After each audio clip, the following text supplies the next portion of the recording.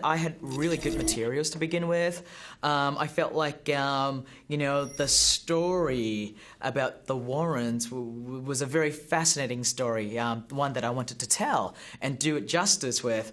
But it wasn't, I guess, until we played it to an audience, until I actually had my first test screening. And I could not believe just how much the audience was just squirming in their seat and just freaking out. It was at that point that I realized, you know, maybe we did something right.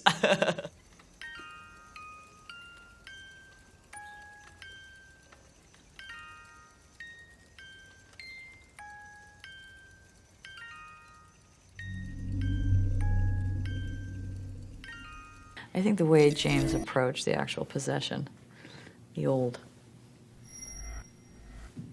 Do you know what I'm saying? Oh, that, yeah. Oh, that was a unique take because I mean this is a haunted house film. We've seen that. You know, how do you do it past The Exorcist? It's like, how do you improve upon The Exorcist? He's done it. I mean, Yeah, I remember walking through the house, you know, without giving too many sort of Hollywood secrets away, but how they, you know, he's very detailed in how, I mean, he goes through a script like, you know, you get the pass from, and with no disrespect to the writers, but I've done like 3 movies with him, so I always know when he takes a pass at it. I always know when you get a script back, like, I'm going to do some work on it. And the scripts are always in good shape anyway, but it gets to him, and he just knows, he knows the genre so well. He knows how to set up these, you know, have a scare here, a scare here, a scare here, a scare here.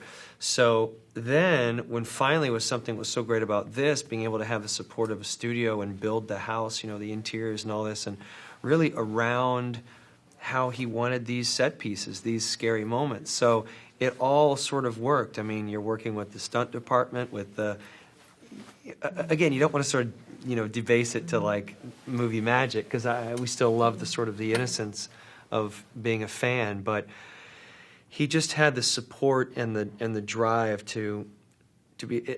Everything is so thought through in this movie. He would exhaust himself trying to find a way to do everything practically, meaning no effects, you know, literally camera moving, you know, going back, then you're in frame, you know, just little things like that that really do freak people out, but they're not. They're just done practically. Okay, hide under the chair, and when I move the camera away, pop up and I come back. I mean, things like that have been going on for 50, 60, 70 years.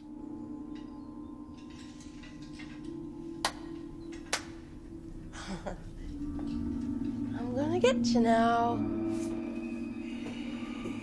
I can hear you breathing. Ha! You took your blindfold off. I win. You weren't even warm, Mom. I was in Christine and Nancy's room. If you treat your audience like they're dumb, then your movie's going to be dumb.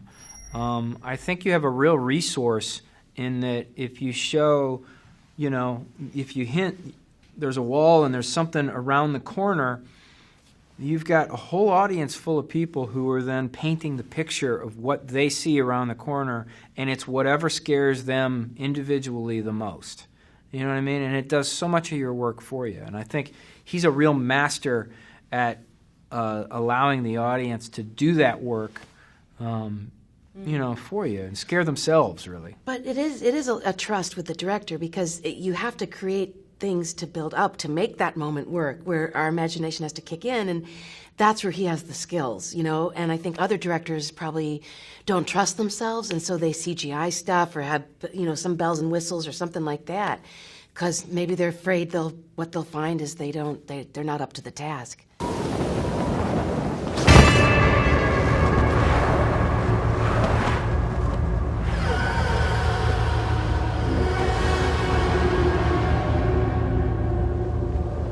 I've already worked with Patrick once before in Insidious, and so when I read the script, you know, in the back of my head, I always pictured Patrick playing that role. Luckily, I convinced him to do it, and I've always loved Vera.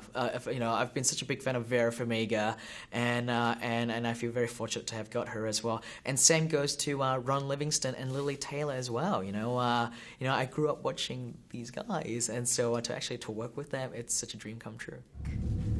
Look, there's no one here. See? smell again.